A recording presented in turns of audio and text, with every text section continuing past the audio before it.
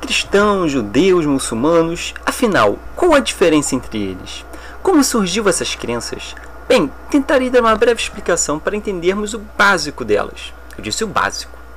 A Bíblia é dividida em duas partes, o Antigo Testamento e o Novo Testamento. Os exemplares mais antigos do Antigo Testamento foram encontrados de 600 a 500 anos antes de Cristo. E mesmo quem ainda não leu, conhece suas histórias principais: Adão e Eva, Moisés abrindo o Mar Vermelho, Abraão matando Isaac, Arca de Noé, Davi e Golias, etc. E nele, Moisés é o profeta principal de Deus. Ele que sobe no Monte Sinai para escrever os 10 mandamentos. Ele que liberta o povo de Deus, os judeus, escravizados pelo Império Egípcio. Porém, o grande mensageiro de Deus, seu filho, ainda viria para salvar aquele povo tão sofrido.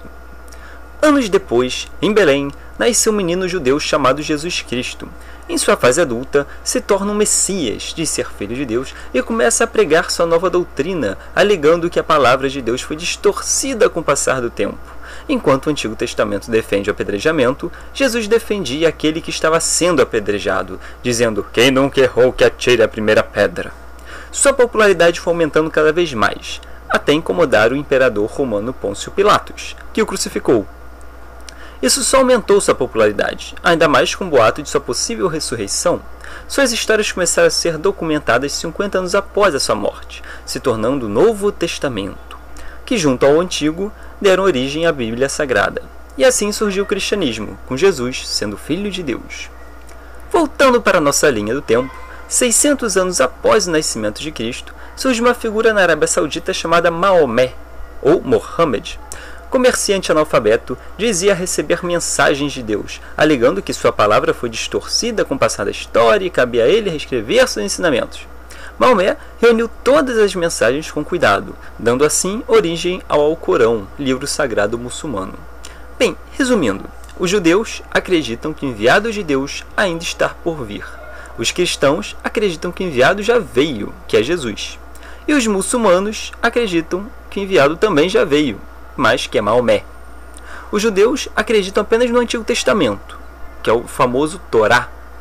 Os cristãos acreditam na junção do Antigo com o Novo, após a vinda de Cristo, chamado Bíblia. E os muçulmanos acreditam no Alcorão, escrito por Maomé. Mas nos tempos de hoje, as coisas saíram um pouco do controle de Deus. Digo isso porque são tantas vertentes de vertentes hoje em dia, tantas pessoas fundando novas crenças segundo suas próprias interpretações da Bíblia, que se tornou complicado saber realmente quem está certo na crença certa e se realmente será salvo. Posso citar vários profetas, livros e vertentes nessa mesma tendência.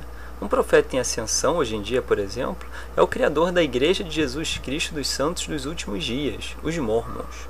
Voltando para a nossa linha do tempo, em 1830, em Nova York, Joseph Smith alega que um anjo lhe entregou tábuas de ouro.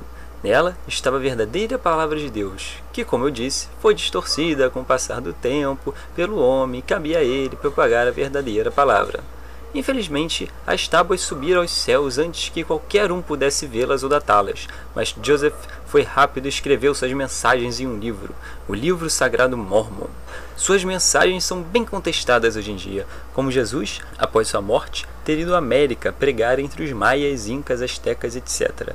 E um povo judeu ter saído do Oriente Médio e ter povoado a América 2000 anos antes de Colombo tê-la descoberto. Bem, vendo tudo isso, parece ocorrer uma grande confusão divina, porque, caso Deus exista, ele deve ser muito indeciso nos seus ensinamentos, ou nós que não conseguimos entendê-los. O problema desse não entendimento é que temos hoje vários profetas, cada um com a sua lei, cada um com a sua verdade, cada um com o seu conceito de certo e errado, com sua própria interpretação do possível ensinamento distorcido de Deus. A consequência disso é a desunião dos povos, cada vez mais e mais, algo bem visível hoje.